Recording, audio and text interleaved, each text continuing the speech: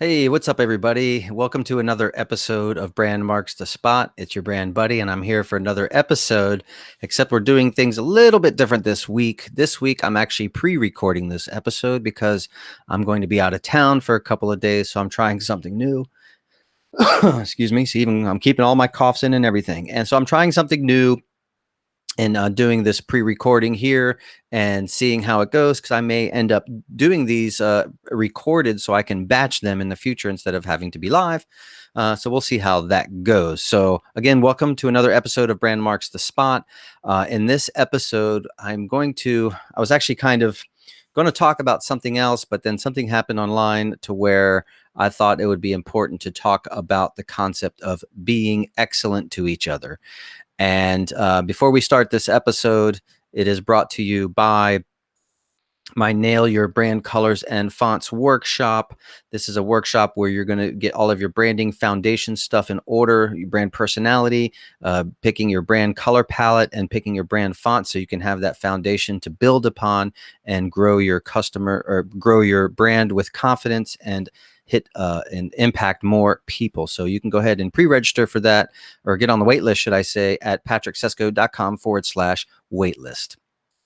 So let's get on with the show. So talking about being excellent to each other. So there's something happened today online. I'm in a couple of designer groups and some brand strategy groups on Facebook, and one of which I've been part of for a really long time. And if you're not familiar with currently the Cleveland Indians, a baseball team, they have just rebranded as the Cleveland Guardians.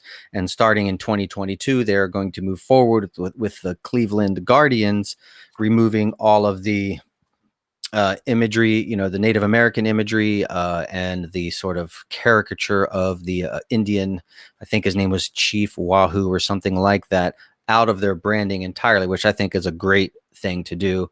It's about time. And I understand why they did it, and I'm glad that they did it.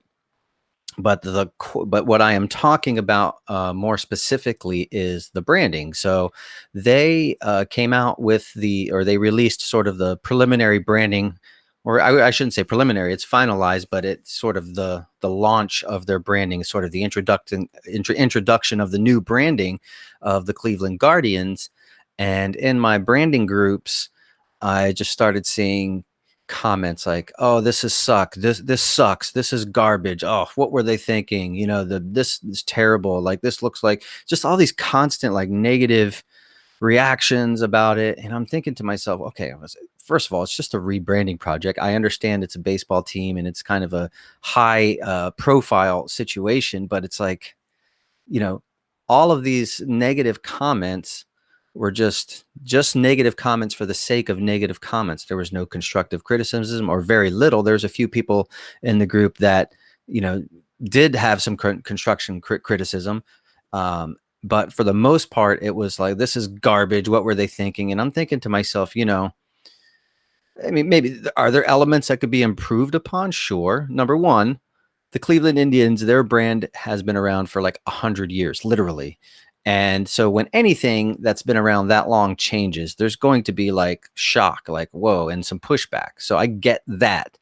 However, it was just not constructive whatsoever. It was just about how awful it was. So I get the idea of, oh, you wanting to have that legacy of the team and all that. However, it's just these negative comments that were brought about without any constructive criticism, without understanding the brief, without understanding the symbolism of the imagery that they used. It was just really like disconcerting. And it's just like, I've kind of seen this trend really over the last 10, 12 years, frankly. And that's the kind of, I talked about a little bit of this whole ego thing in design and branding, where there's just so much ego in that. And I know it's painting with a broad brush there, because not everybody's like that. I'm certainly not like that. And, so I don't mean to say that everybody in branding is like that, but the saying goes, where a few bad apples spoiled a bunch. There's a reason why so many people have this idea, or this sort of idea that designers and brand strategists and all those people have this ego, like they're better, or their shit don't stink or whatever, and so that's something that really has always turned me off about the graphic design industry. I mean, you see that a lot in like fashion branding, and it's just really like catty and stuff like that, and I'm just like, there's no point in that. And so it was just really like, and today it just hit a nerve because I've seen it happen year over year over year. And, so I'm going to share my slide here. This is what the new Cleveland Guardians key art, their logo and sort of like icon. There's several other aspects of the brand that goes with it. And I think it's awesome. And here's the thing is, if anybody took a minute to watch the video or read the synopsis of what was behind it, it's sort of an homage to this. I don't know the name of the bridge, but there's this bridge that goes into town right towards the stadium there, where it's got these huge gargantuous statue called the Guardians, and it has a sort of Art Deco feel to it. And that's kind of where they got this look and feel from it. And all people were doing were just poo-pooing on it without understanding the strategy behind it. So, and they haven't even seen it in context. It was literally like just released either today or a couple days ago. And it's like, boom, boom, boom. Oh, it sucks. It's garbage. This is shit, and it's like, why don't you read the brief? Why don't you see it in context? Let's see the thing as a whole. If you have something that you might have done differently, let's hear that, but not just say it sucks. And so, it's a little bit of a rant for me, but it's like, I swear it's just been building up over like 10, 12 years that it's just like, I'm kind of done with that.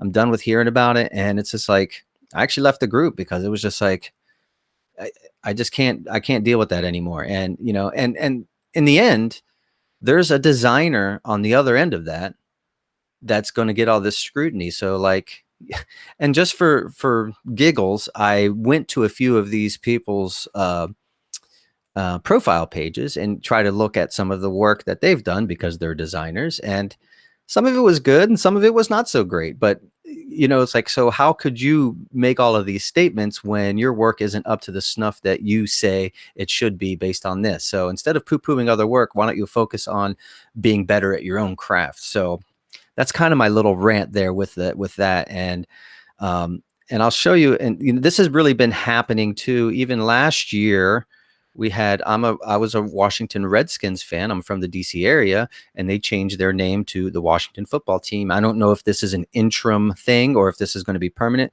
I thought the new branding, wow, it's not very conceptual. I thought it was beautiful. The typography was beautiful, and I really liked what they did with the uniforms and whatnot. And of course, as you can see, many years ago when Gap rebranded, there was this big outcry online in the design community, and the people were just eviscerated. And granted, that was a really big snafu because there was it was a failure in brand strategy. So this is really something that's going to be looked upon in the future as an example of how not to rebrand, especially a well-established brand like the Gap. So that new Gap logo only lasted or the new Gap branding in general only lasted like 4 or 5 days, because there was so much just negative backlash online and whatnot. And that was really at the kind of the beginning of the Facebook and whatnot. So that's something to think about there. And then even going back to 2012, the London Olympics, again, I thought this was actually really awesome. Yeah, it was very big departure from what you might expect from an Olympics branding situation, but I loved it because it made you think. It was different. And then when you started understanding the reasoning behind a lot of it, I thought it was awesome. Different is something I wouldn't expect it. I might have used some slightly different colors, but this was awesome. And, going back to, again, there's designers, there's real people on the other end of this stuff. And so this bully mentality of just saying, oh, this sucks, it sucks, just so you can stroke your own ego is just really BS. So that's kind of what I wanted to drop in with for you guys here today. And, really the message here, I think last week or the week before, I talked about lifting as you climb. That's one of my brand values. Well, I think I'm going to add a new one to my brand values, and that's just going to be excellent to each other, because we are all human beings. We all are working. We're all trying to make a living. We're all just trying to do good in the world, or at least most of us are. And so just be excellent to each other, and just remember that when you get online, whether you're trashing somebody else's brand, and even on a, even as online entrepreneurs, and you're looking at somebody else's stuff and you're saying, oh, it's terrible or it's garbage. How about uh, giving out an olive branch and seeing what you can do to help them, or instead of just like tearing them down? Because there are a lot of people who start businesses and they get eviscerated online, and they literally stop their dream of growing their business because they just get shit on online for whatever reason. Everybody starts somewhere, and it's very frustrating to see it. And as a father of two girls, any kind of bullying is terrible, when you see it in that sort of setting. But when you're seeing it online with grown adults, it's just like, come on, guys, like, let's do this. And so let's be excellent to each other. Let's help each other out. The world is a big pie. We're all in it to try to get our little piece of it and make a difference. So instead of making that negative difference, why don't you make a positive difference and just be excellent to each other? So that's my rant for this week. Hopefully this resonated with you. Let me hear your comments in the comments section, and I'll definitely be back here on Tuesday, and I'll have my phone with me so I can respond too. But I'd like to hear what your thought is on this, whether you're a designer or not. But like, how does this affect you and your business, and how you show up online when other people might be poo-pooing, not necessarily on your branding, but maybe your business? Or they always try to nitpick every little thing, like every mistake you might make, and say, oh, well, you suck because you misspelled this on your website and that's unprofessional, or whatever. If people are doing that to you, they have their own issues. You're not the issue. So I'm guilty of falling for that as well. Like, sometimes you're like, oh, you don't want to put yourself out there because you're afraid that nobody's going to like it or people are going to poo-poo. Screw that. Just do it. And if they do, then they do, So anyways, be excellent to each other, and we'll catch you next week on another episode of Brand Marks the Spot. You guys have a great week. Later.